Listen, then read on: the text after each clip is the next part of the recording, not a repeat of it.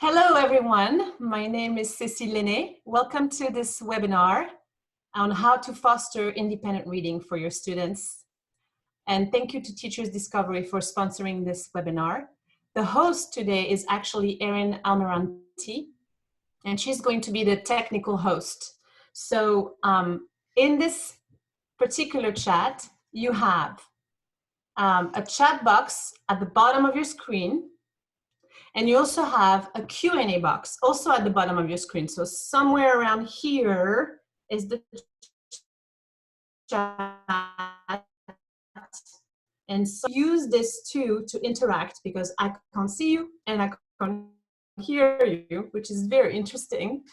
But I do want to interact with you a little bit. So let's try a test.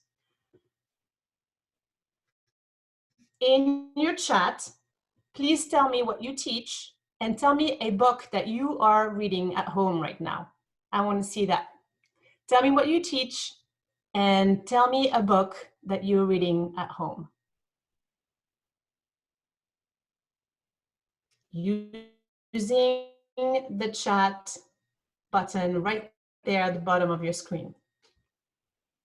Awesome, I'm starting to see that come in, which means there are people actually watching me. That's very reassuring. No cheating, don't tell me that you're reading several books. Just give me a title. I want to see some titles. Ooh, okay. I see some history books. I see motivational books. I see The Tao of Pooh. That sounds interesting. I see all kinds of things. The Night Watchman, yeah. Oh, Born a Crime. That's a wonderful book. Love this book. Thank you for sharing your books with me. That's so awesome. Now I have pretty much my reading list for the summer. Very good. Saint Joseph, nice. It's nice to see a good representation of languages as well. I'm looking at all your input. Thank you so much. So that is the chat box. So whenever I will tell you, okay, use your chat box, that's what you're going to be using. But there is also a Q&A box. So if you look at the bottom, there is a Q&A box. Please do not use that to comment or chat. Stay in the chat box for that. But if you have a question for me, please put it in the Q&A box. Does that make sense? So I would like you to take a minute to think about a question that you have had on how to foster your students, how to develop their love of reading, and how to foster. What is your biggest question right now? And put that not in the chat box, but in the Q&A. So questions in the Q&A, chatting in the chat box. I hope that makes sense. So let's see what questions are coming through. And in the meantime, I'm still reading all your titles. This is beautiful. At the end, I can save this chat. And I have a wonderful list. Very nice. Also recorded and also Facebook Live. So if you are watching this from Facebook right now, you can also post your questions in the comments of the Facebook Live. I will not be able to see those questions, but after the webinar, I will go back and I will answer any questions that I have not addressed during this presentation. And now I'm starting to see some questions coming in. Thank you. Ruth, you have a wonderful question. How can I find free books? Yes, money is a big deal when it comes to building a library. Okay, thank you so much for posting your questions. You're also probably wondering, do I get a certificate for this? The answer is yes. Erin will be posting the certificate in the chat box. Also, you're probably wondering, am I gonna have a presentation? Do you need to take notes? It's up to you. I don't know how you prefer to learn. If you want to take notes, you may, but I will make my presentation available as a PDF, and all the links that are in the presentation will also be available, and Erin is going to share that in the chat, but I think also in the Facebook Live as a comment, and also on the Voces Digital YouTube channel. When this webinar is recorded, it will be posted on the YouTube channel. Okay, everyone, let's get started. I'm going to share.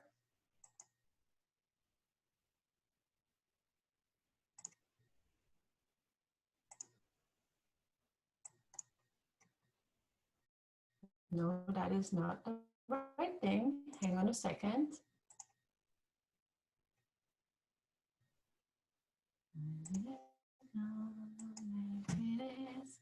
I'm going to share this. Oh. Okay. Sorry, I have so many screens open between the chat and there we go, and the Q&A. I hope everybody can see this. Erin tells me it looks good, so let's get going.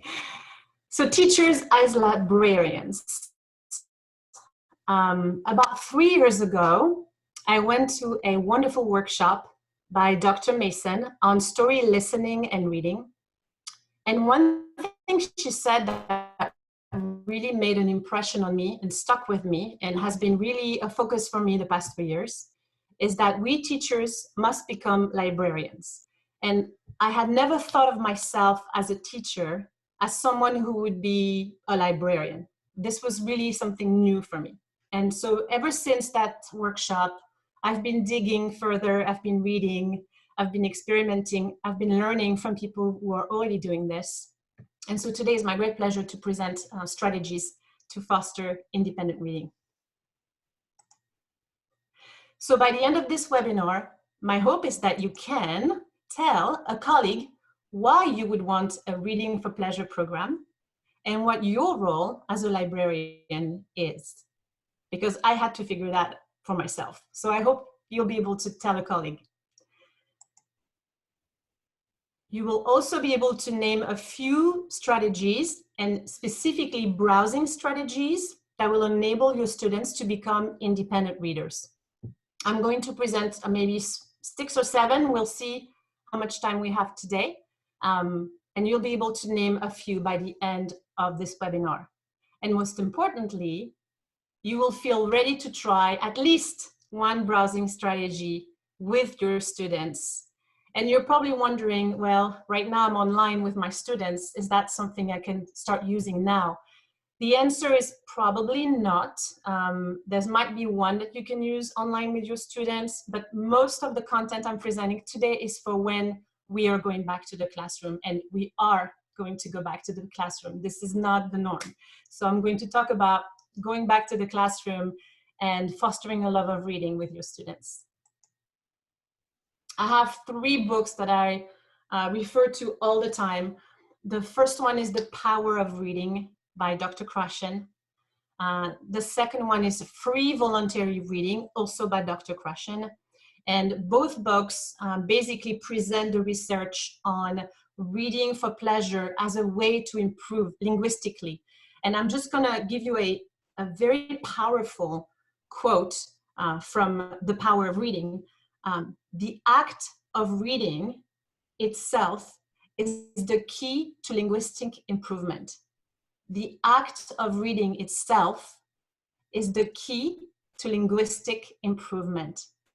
So if you think about that as a teacher, there's a part of you maybe that's like, what? All they have to do is read to get better with the language? Yes, that's what the research says. This is not about reading and answering questions, filling blanks, and analyzing a text, though those are important too, but really what fosters the linguistic improvement of our students is just to read. So we have to find stuff that's interesting to students, that they want to read, and that they want to read for longer periods of time. So we have to build that stamina. And then the third book that I wanted to present as well, or to reference as well, is Pleasure Reading in the Word Language Classroom by Mike Pito. I've learned so much from Mike Pedo over the past few years.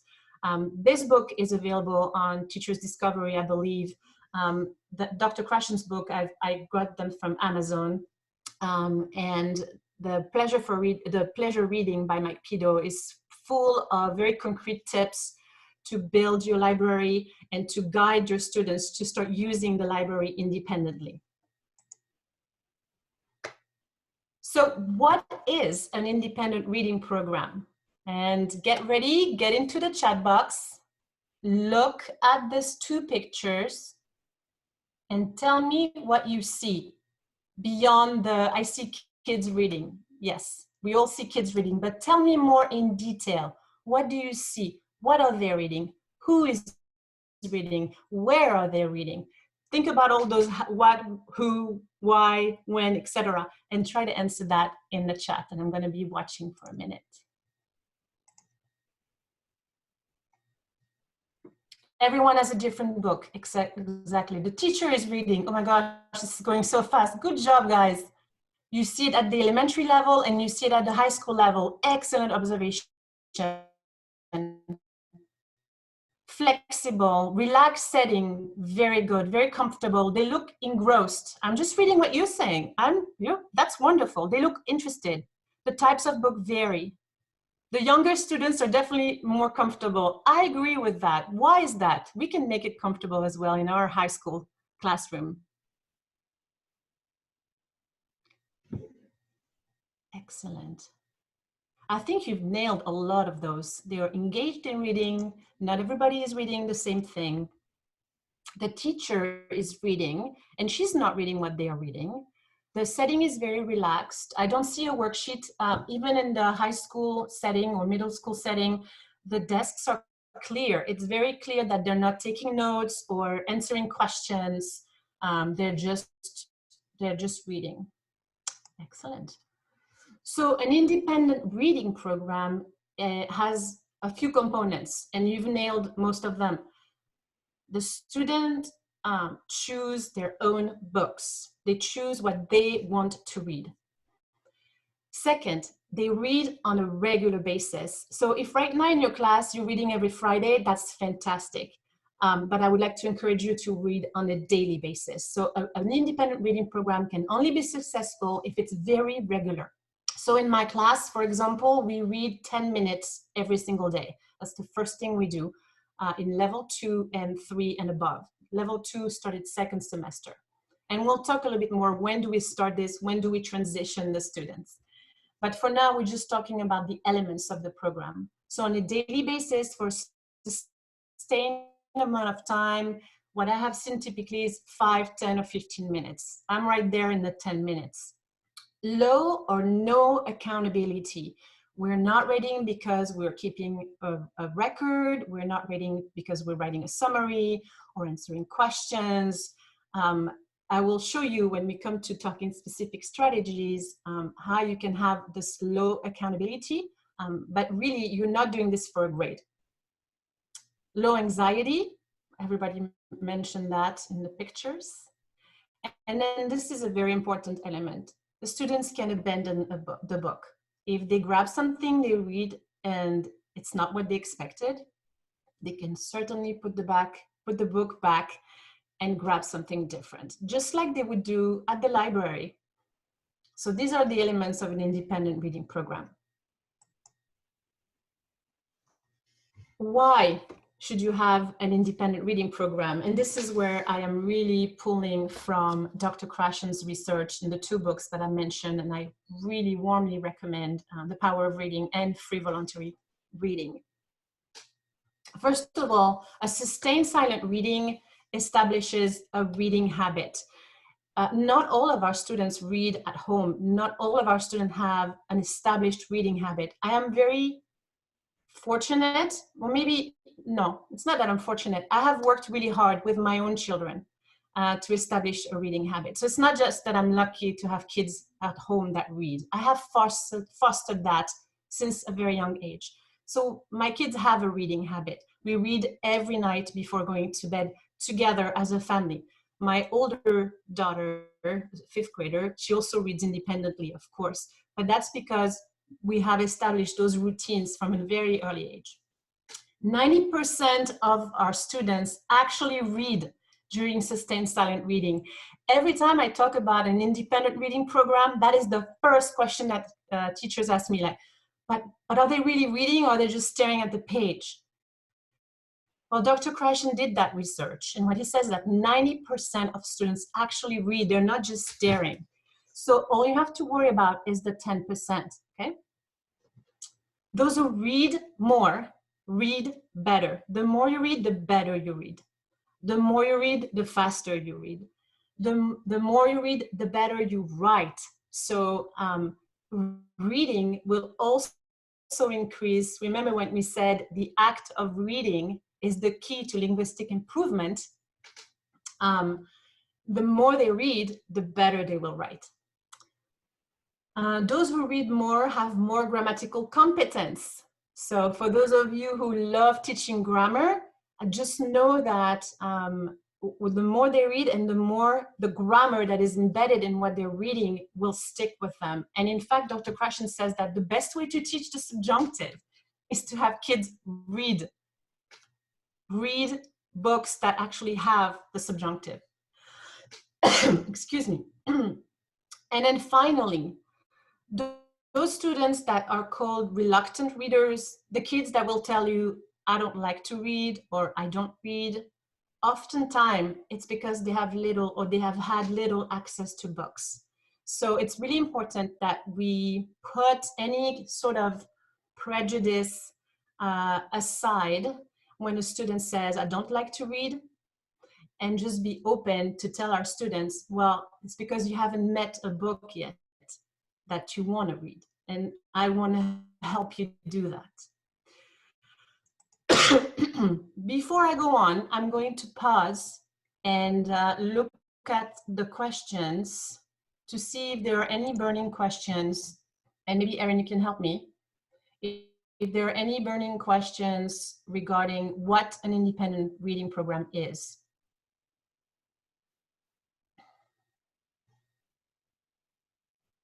Okay.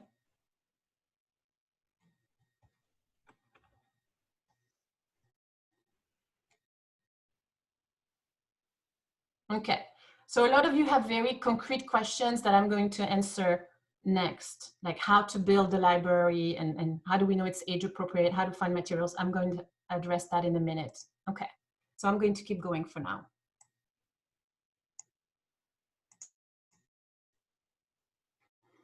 So remember, I started this webinar by telling you that, and it's not me telling you, it's Dr. Mason, who presented story listening and who is the creator of story listening, who told us, workshop attendees, you know, you must become librarians. And I've had conversation with her. And since then, as I said, I have investigated. And the first thing I did is I'm like, well, what does a librarian do? So I actually joined a librarian Facebook group. There are Facebook groups for librarians. And I joined and explained why I was joining. And so they let me in and I asked them, like, how would you summarize what you do? And how can I translate this to the classroom? So we had an interesting conversation. So these are the elements that we came up with. First, provide access to a variety of stories and voices. Second, encourage emergent readers and non-readers by organizing story times and read alouds. I don't know how many of you are parents or uncles or aunts or grandfathers, grandmothers, but I hope that you've had an experience at the library, either as a child or as a parent or a friend, and you've taken a small child to a read aloud or story time. That's such a fantastic way of encouraging fostering the love of reading. And that is something that we can reproduce in our classroom. Guide emergent readers to find a home run book. So important. So basically knowing what's in the library, knowing the students, and guiding them to choose a book that's going to work for them.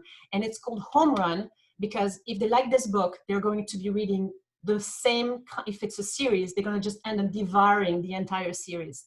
This happened with my own daughter when we started reading Harry Potter. This was back in the first grade, so at the time she could definitely not read Harry Potter on her own. And so she asked me, can you please read it to me? So every night we started reading Harry Potter. And she loved it so much, we basically ended up reading over several years, reading all the books. And now she has reread them. She's now in the 5th grade, so she has reread them again on her own. So she had this home run book that she really fell in love with and just couldn't get enough of and devoured all the series. That's what we want to find for our students. Librarians also develop a lifelong love for reading, and it champions reading outside of the library. So really the first 3, I think, the first 3 job description of a librarian is, I think, what we can reproduce in the classroom. All right.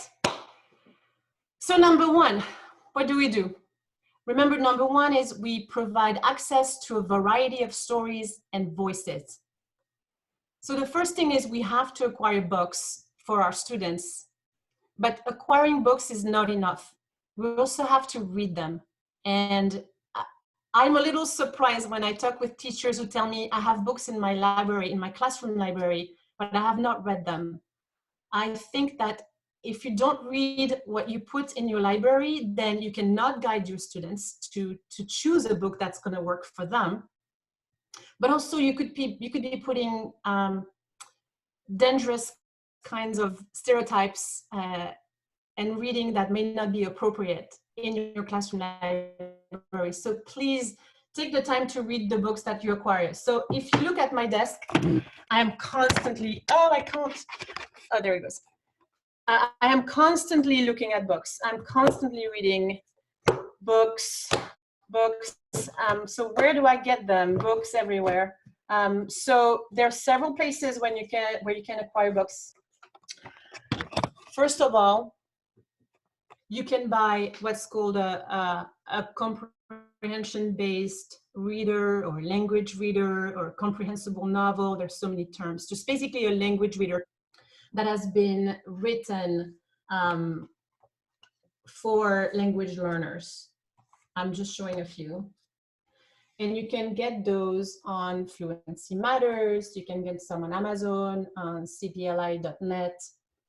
Those are language readers written by teacher authors for your students.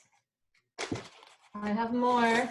I am constantly looking. This is mine, but I'm constantly looking at books. The other source, obviously, is authentic books. Authentic, as in books that have been written for, not for learners, but for people who actually live in the various cultures and speak the various target languages that you guys teach. So here are some examples. And right now I'm investigating. So these ones are in my library, but I'm investigating this one right now. I have not put it in my library yet. And what you can see, hopefully, with what I'm showing you is I am really trying to find on-voice authors. So authors who are from the culture or cultures, represent the cultures that they write about, so that I have this authentic voice. So I get a mix. Someone asked, I want free books. Storiesfirst.org also has a few free downloadable books in French and in English, not in any other languages at this point. But if you download the one in English, you're welcome to adapt it into the target language that you teach. So amassing and acquiring a lot of books, but also reading them, and reading them with a critical lens. So this is the next point. When I acquire a book, I have 3 questions in that I use to evaluate the book, okay? First, which identities are represented in this book? Am I going to have a variety of identities, or am I going to have just one kind of identity? I'm looking to have a library that truly represents all my students. So that's why I'm always looking at, you know, here is French Algerian. This is Côte d'Ivoire, a Francophone country in Africa. Here we have people who speak French in the Francophone world. This is Nadèle Blanc-Sec, where a very strong female character. And I can't find an LGBTQ book on my desk right now, but there are several as well that I have in my library. So I always try to make sure I have a variety of identities. The second question that I ask myself is, does the story help break stereotypes about these identities, or does it reinforce those stereotypes? And that's where it's really important to read the books. Obviously, a book like this, where the author is from Ivory Coast, and she's writing about the everyday life of young women in Abidjan, she's not likely to perpetuate stereotypes about her own culture, right? Whereas when you're looking at a language reader that has been written by a teacher author, there is a risk that the teacher author is going to portray a culture or cultures with his or her own lens. Does that make sense? I hope it makes sense. So I'm always looking at that. I'm always reading with that kind of lens on. And the third question is, do people with identities belonging to marginalized groups have agency? Meaning, are they in charge of their story? So, for example, and I'm going to use my own book here, somewhere. I have so many. My own books, it's weird. Oh, here it is. So, for example, here in Kadra, Kadra is a French teenager. Her parents are from Algeria. Is she in charge of her story, or are things happening to her and she's just a prop in the story? She's in charge. She has emotions and she's trying to control those emotions. She's meeting people and she's trying to help these people. She's truly like a heroine, sorry. She's a girl. And she's not there as a prop. And none of the people in the book are there just to have some kind of diversity, fake diversity. This is, they're true, this is based on true events as well. So that's the kind of things that I'm looking for when I evaluate a book. For those of you who are familiar with, here we go. For those of you who are familiar with teachingtolerance.org, they have a fantastic checklist. And I have put the link here and you will have access to this with the notes. They have a really good checklist, and it's not just for word language. So it goes beyond word language, obviously, but it really helps selecting diverse texts for your library. So as you can see, it takes a while to get your library. It's not just a matter of buying the latest book that's out there. It's a matter of also taking responsibility to read the book, evaluate the book before putting it in the library. If you are too busy to read all the books, or if you have hundreds and hundreds of books, I mean, right now in my library, I only have 80 books, 80. And that's because I read I make a choice. Do I put this one on or do I not put this one on? But if you have hundreds of books and you need help, you can enroll your advanced students to help you build an inclusive library. So I'm working right now on a guide that students could use to help you assess the books if you need that kind of help. And I think I haven't taught AP in a few years, but I think that's something that would be really cool for AP students to do. So basically to read the books and assess the books and discuss whether or not this book should be in the library. I think that would be a fabulous project. I'm going to pause here and look at the questions to see if I see anything about this section and if there's any burning question.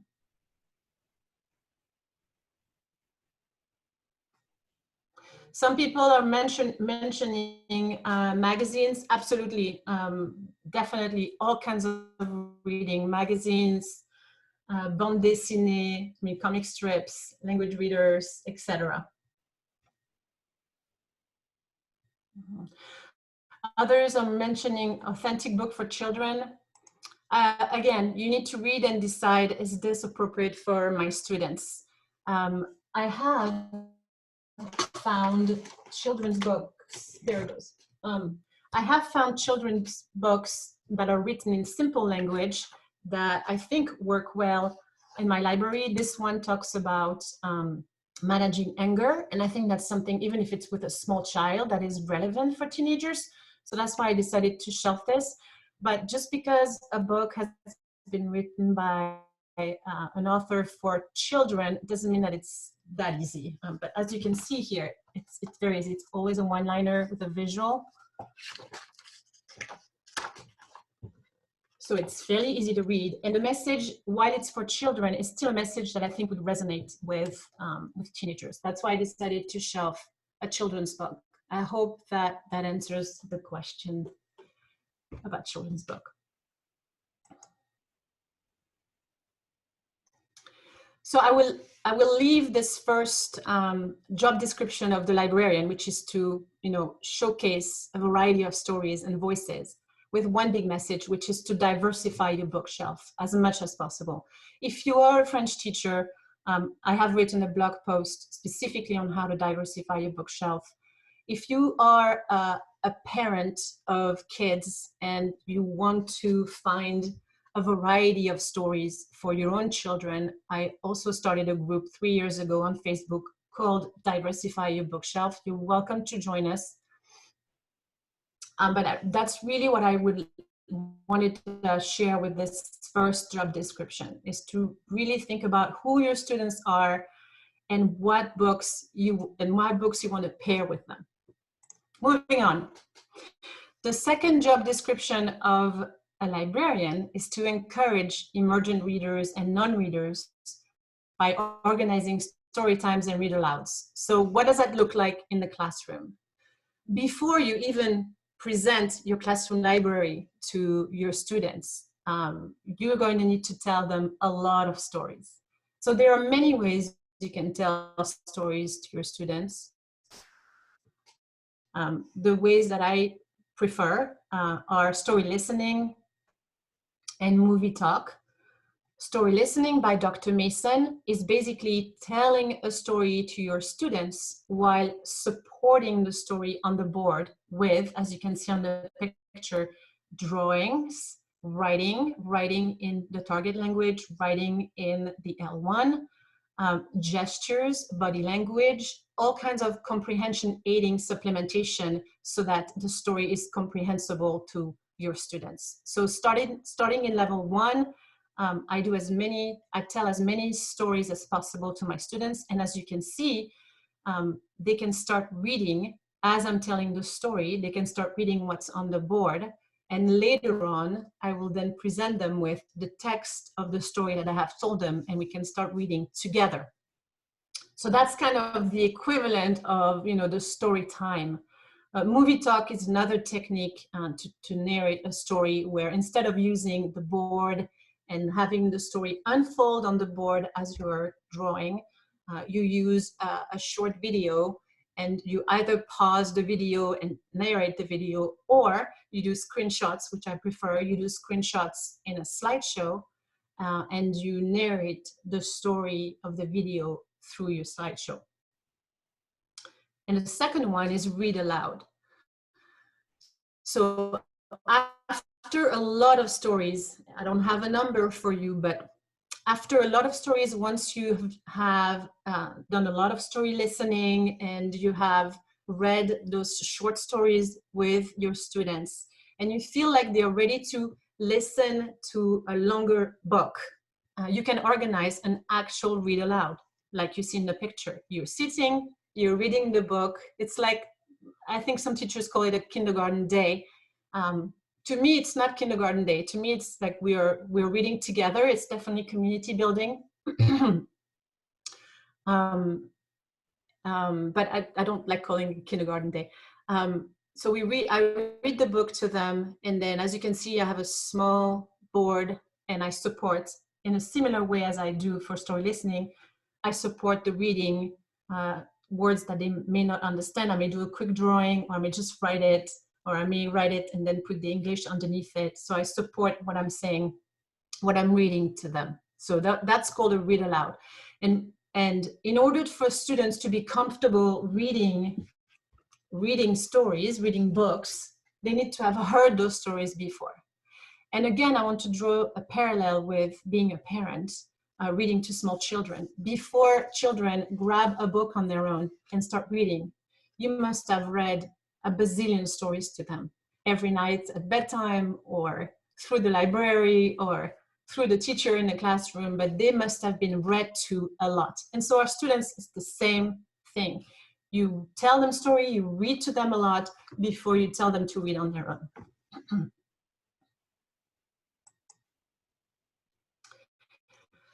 If you want more info on story listening, you can go to storiesfirst.org, where you will find a huge amount of stories that have been adapted for the classroom, from classic, fairy tales all the way to more modern stories. And if you are interested in let's say, observing teachers in their classroom setting, so doing story listening with their kids, there are YouTube channels that you can subscribe to in German, French, and Spanish.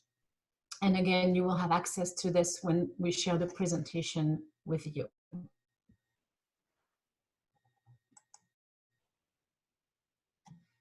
Before I move on, I'm going back again to the questions to see if there is any questions about stories, telling stories, and read aloud.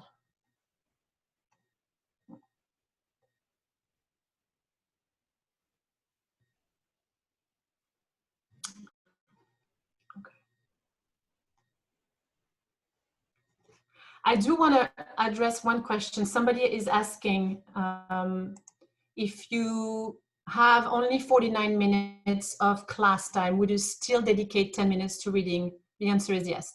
Last year, I only had 45 minutes of class time. So it was the shortest class period I'd ever experienced. And in level 2, second semester, and level 3 and 3 honors, we started with 10 minutes of reading. The richness, the amount of words they're exposed to in 10 minutes.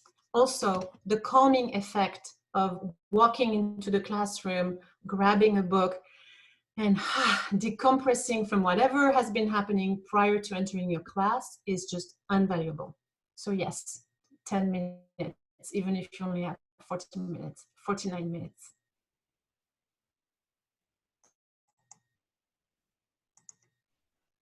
The third job description of the librarian, we said guiding emergent readers to find their home run book. So now you have amassed a huge collection of books, and you know that those books have a lot of representation, a lot of different voices and stories. Now you're ready for your student to start browsing those books. If we want to find a home run book for students, we have to teach our students how to browse. So here goes for browsing strategies. The first browsing strategy is your book display. When I first started putting my classroom library together, guess where I put it? In the back of the classroom. Well, that's not the best place. Why is it not the best place? Because students can see the books. And your book display is the first vision of the books that the students have. So let's take a look at some classrooms. Look at this. This is Christy Laddie's classroom. That is so clever. She has this shelf here, and all her books are facing the kids, and it's right under the whiteboard. So when the students are facing the whiteboard, guess what they're doing? They're browsing. Okay. And then here, Senora Chase, that picture is also pretty clever. I really like it. Instead of shelving the books like this, right? Like here in that top shelf, she has little bins. And again, she can have the books facing the students in the various bins. That is very clever as well. Here, the third one from Patty. I'm not sure where she got that. It's pretty fancy. I really like it. But again, the students can see the cover of the book and they can browse very easily. Every time your students walk into your classroom, they should be able to see books. And that's number one mistake that I made when I first started trying to do this, because I had my classroom library at the very back of the room. So in his book, Mike Pito recommends to think about your traffic patterns as students come in. And once you visualize your traffic patterns, that's where you put books. What Mike Peters recommends is to grab your easiest books and to put them towards the entrance. Your easiest books, so that when students come in, they get to see the least threatening books. And those reluctant readers feel like, I think I could read that. Everybody must feel like it's going to be a successful experience. So your book display is the first browsing strategy. Visible, cover facing the students, not shelving like this. Nobody wants to look and pull them out. No. So facing, utilizing the whole space in the classroom, not just all lumped into one corner at the back of the classroom like I did. And selecting your easiest books and putting those books towards the entrance of your room. Number two, another browsing strategy, choosing a book together. So I'm assuming that a lot of you do classroom novels, i.e. we all read the same book together, right? One thing that you may want to do is, instead of you choosing the classroom novel, have your students choose the classroom novel. So that's something that I do with my level 1. I select 2 books that I think this particular class will enjoy. Then we watch book trailers together. I'm going to show you an example. Then I let the students read the first page of each of the 2 books so that they can assess how difficult it is. And finally, I organized a class vote, and the students vote, and boom, we decide which book we're going to read as a class. And that's a very good way to transition them towards independent reading. Even if you're still reading together as a class, they had a choice. They had a say in which book you're doing together. So let me show you some example of book trailers. Some authors actually create professionally made book trailers. Let's check this one out.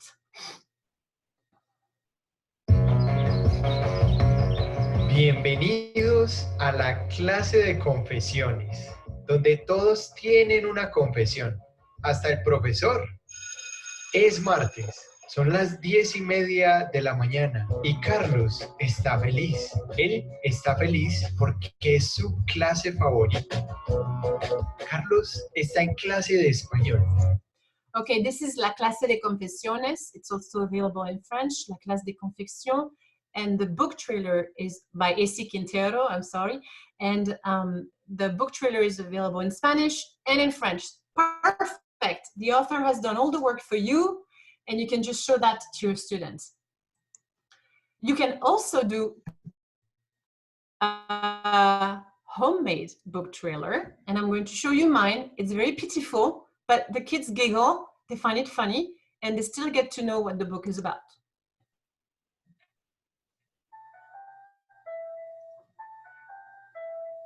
La France en danger et les secrets de Picasso par Myra Kenyon.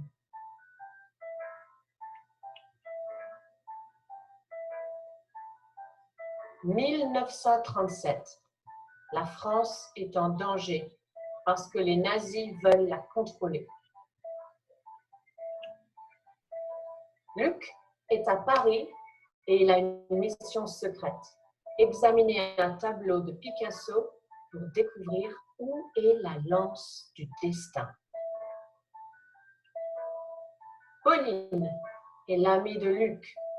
Elle décode les symboles secrets des tableaux. So this was an example of a homemade book trailer, and basically used a simple slideshow. I put my little music in the background, and I used Screencast-O-Matic to narrate and record my voice with the images.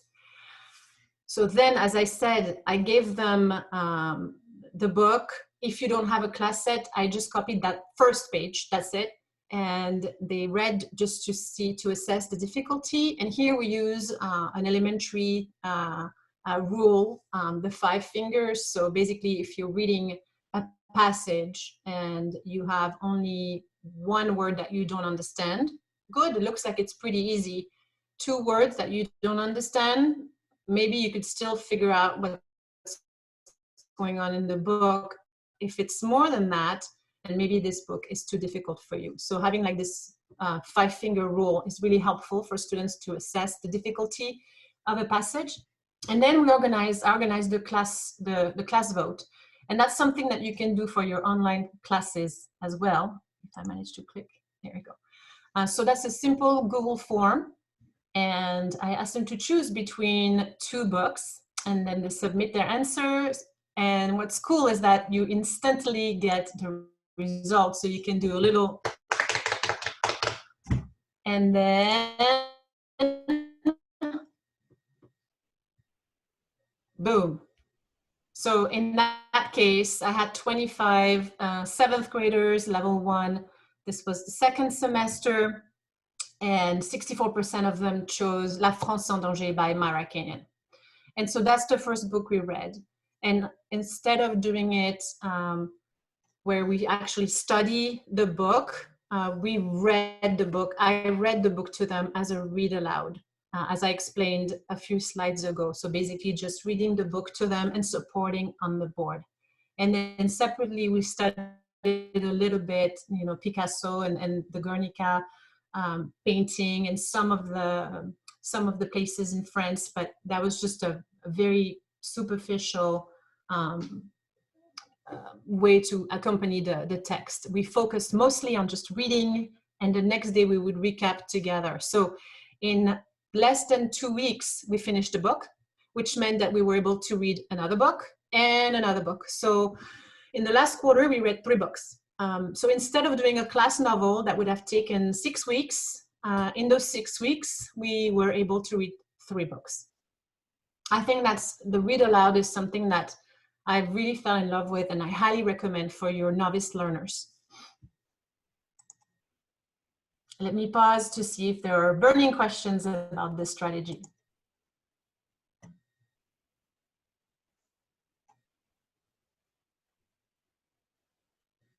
So someone is asking, do you do a read aloud and silence reading during the same class period? No, probably not. If I'm doing a read aloud, first of all, read aloud is something that I use prior to students doing independent reading. The read aloud, if you remember, is a way to help the students transition from we're telling you what to read and when to read to you get to choose a book, we get to read it together, to now you can choose your book on your own and read on your own. So it's a transition strategy. So I would not be doing the 10-minute reading by then. We would still be doing a lot of stories and the read alouds. I hope that answers your question. The third browsing strategy is a book talk. A book talk is very simple. You grab the book and you start talking about the book a few minutes, and you start talking about why you enjoy this book. You can choose some visuals, or you can just hold the book. You can do a book talk at any time. You could have Friday book talk, or a student says something and you're like, oh, that reminds me of a book. And so the next class, you bring the book and said, you know, you said something about your little brother having those tantrums, and now you do a book talk about gros colère, which is big anger. So it really, you don't have to have a method for book talk. It takes a few minutes, you grab the book and you talk about the book. But it's a browsing strategy. It shows, by the time your students will hit the classroom library, they would have seen book trailers, they would have had some read alouds, they would have had book talks and all the kind of other strategies. So they have an idea of what they want to read. So here's a quick example of a book talk by Teresa Torgroff. It's in French. I'm going to play just a tiny bit, just to show you how relaxed it is. Aujourd'hui, je vais vous parler d'un livre qui s'appelle Auto. Oui, Auto. Qui a lu ce livre? Qui a lu ce livre? Oui. Okay. Est-ce que vous avez aimé ce livre? Oui. Non? Oui. Oui. D'accord. Moyen. Ok. À votre avis, de quoi parle ce livre? De quoi parle ce livre? Imaginez. Oui. Oui. Oui. De quoi ça parle ce livre? Oui. Oh. Ah, mais toi, tu as lu le livre. Alors, pas toi. Les autres, à votre avis, réfléchissez, pensez. De quoi parle ce livre? Alors, une peluche, un ours en peluche. So here, Teresa is doing it as using questions. I prefer to just narrate. This was a level 3, so you notice that she was speaking without necessarily supporting because they're level 3. If I was doing a book talk for my novice, I would be writing a lot more on the board. I might be drawing, I might be opening the book to the illustration just to support what I'm saying. But book talks are just a way to get familiar with what's in your classroom library and for students to start thinking about what they might want to read in the future. The fourth browsing strategy is a book speed dating. And that is something, whenever I present on this, teachers fall in love with this, and then the next day they go back to the classroom and they do it.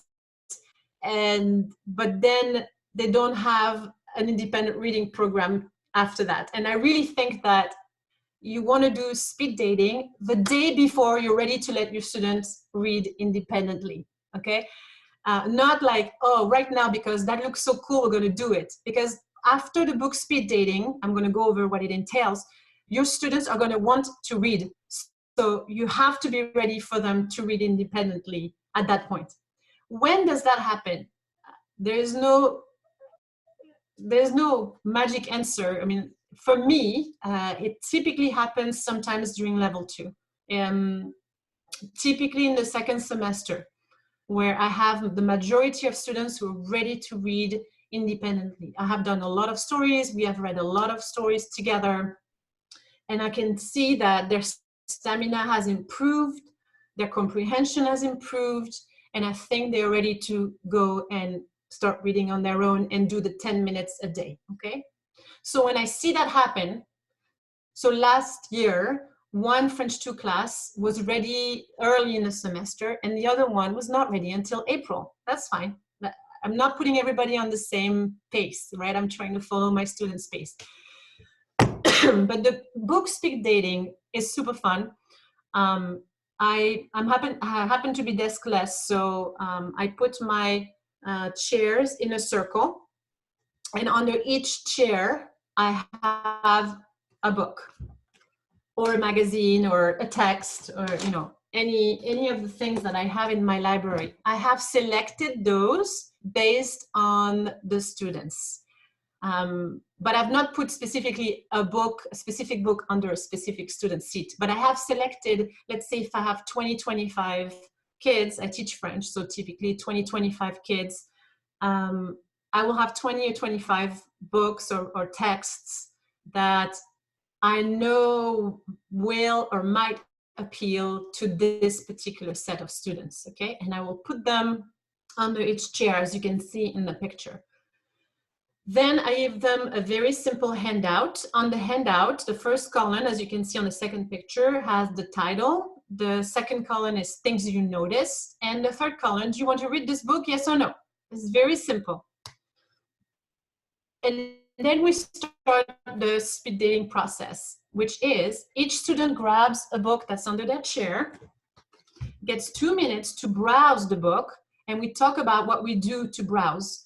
We talk about this in English, and we talk about, you know, what do you do when you're browsing for a book? When you're at the library and you're browsing for a book? Well, I look at the cover. Okay, yes, I read the synopsis at the back. Awesome. What else do you do? I open and I flip through it to see, yes, and we talk about text difficulty, and again, the 5 fingers rule. I look if there are illustrations. I look if I already know the author. Those are awesome suggestions that the students are going to come up with. And all yes to that. So you're going to do that for 2 minutes. And when you hear the bell, you will pass the book to your left.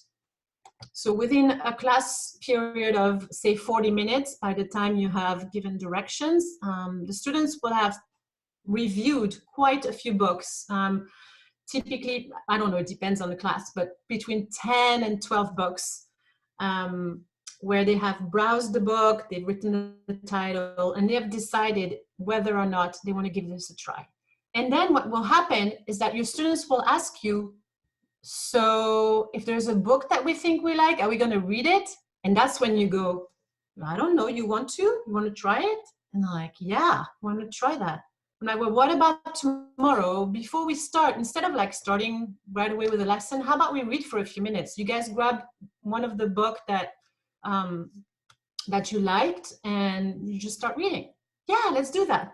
And boom, that's how you hook them to start the SSR, the sustained silent reading, your 5 minute, 10 minute, or 15 minutes of reading every day. So you're not announcing, students, starting tomorrow, you shall read 10 minutes. You're hooking them. You have allowed them to browse. They've hopefully found at least one thing they want to try. And then the next day, that's why I really insist, don't do that and then let everything fall apart. Like the next day, allow them to read for a couple of minutes. And that's how I hook my students, usually level 2. And that's how I start. That's the official start of the independent reading program. But as you can see, it has been a long time coming with lots of stories, lots of read alouds before I do that, and lots of browsing before I do that. Let me see if there are questions on book speed dating. Can you review the 5 finger rule again? Yes, and you can also Google it. It's an elementary technique. Elementary teachers use that. The 5 finger rules is you read a passage, and in that passage, you're counting the number of words that you don't understand. And if that number is high up, which is 4 or 5, that passage is probably too difficult for you. You want to be in the 1, 2, so that you can really understand what you're reading and enjoying what you're reading. Somebody is asking if level 1 is more reading to them than the reading independently and speed dating. Yes, there are teachers who do independent reading for level 1, and they do it with classroom stories. So all the stories that they have told during the year, they make that available, and students can do independent reading with those 1-pager stories. That's great. I don't do that, but that's a good idea. What I do is I start with books in level 2, using the strategies that I have presented today. But that's just me, and there are many, many different ways of starting it. And definitely started the short reading as independent reading is also a good idea. Okay, hopefully I have answered the burning questions. The 5th strategy is you really seeking to make reading cool. And to emulate that, book reading is something that's really fun to do. So once you have implemented your sustained silent reading or your independent reading, so students are reading every day for 5, 10, 15 minutes. And remember, I said this was supposed to be low to no accountability. So one way of putting just low accountability is to ask students to rate books. There are many ways of doing this. Some teachers have a very fancy system. My system is very simple and not fancy. I copy, and this is when I first started, so I didn't have that many books at the time, but by now I have a lot more. I copy and I put the cover in a place in the classroom or outside. So here on this picture, it's outside in the hallway. And I put all the book covers and I organize them by genre, which is a question that was there earlier on. I don't necessarily organize them by genre. And if you're interested in what genres I use, there is a blog post that is embedded in this presentation where you can see the different genres. So I don't know if you can see this, but next to the cover, there are some stickers. So I have a set of stars, and when students are done, if they liked the book, they grab a star and they go put the star next to the cover on the wall. And over time, so this is at the end of the year with my level 2s, over time, you will see some books that are just beloved. And here's an example right there. La Classe des Confessions last year was a big hit. I don't know, maybe like 15 stars. So 15 students read it and actually liked it. If they don't like it, they don't put a star. If they like it, they go put 1 star. That's it. That's my system. It's very simple. Like I said, there are much fancier systems out there. Feel free to Google them. But that just keeps a little accountability, and it creates this cool effect of, oh, you read that book and I didn't read that book, and now everybody wants to read that book, and it just creates that little buzz. So that's book rating, really simple. Phew, we've covered quite a few. This is useful, and I hope this is something that you can continue exploring on your own. I need to just quickly check the time. Yes, it's been an hour, so I'm right on time. I would like to take a few questions before closing. If Erin will let me, I'm assuming you will text me if it's a no. So one question I see here, are the students supposed to write about the book they read? You can have them keep a journal if you want to, as long as it's low accountability. The minute you make this a school exercise, an academic exercise, students will know and they will not be as engaged. Trust that those 10 minutes of reading independently for pleasure will do a lot for linguistic improvement. Trust the research by Dr. Krashen. And personally, I am, after those 3 years of, let's say, field research, I'm convinced that those 10 minutes of investment with very minimum accountability are worth it.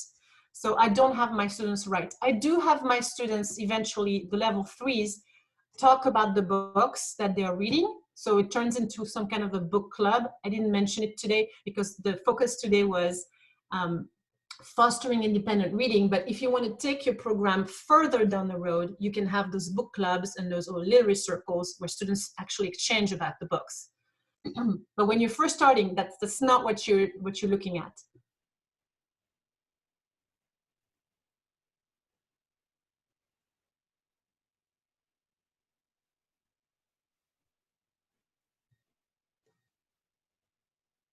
Somebody said, and I love this, she said, or he, I don't know, it's an anonymous person, my children were readers too, like mine, but when they got to high school, they really fought it. There's a lot of resistance in high school. Maybe you will address reluctant older readers. I hope I have. The key here is that we are not imposing what students are reading. We're letting them choose, but it's not free for all. One day they come in, okay, kids, go to the library and find something. That's just failure. As you can see, it's progressive, and there are lots of strategies before you actually let them grab something. I can't stress enough the importance of having a variety of text. And if your level 3 kids are grabbing this super easy book, let them read what they want to read. Eventually they will graduate from this and they will want to read something else. But if that's what they need to build the confidence, to boost their own confidence, then let them do that.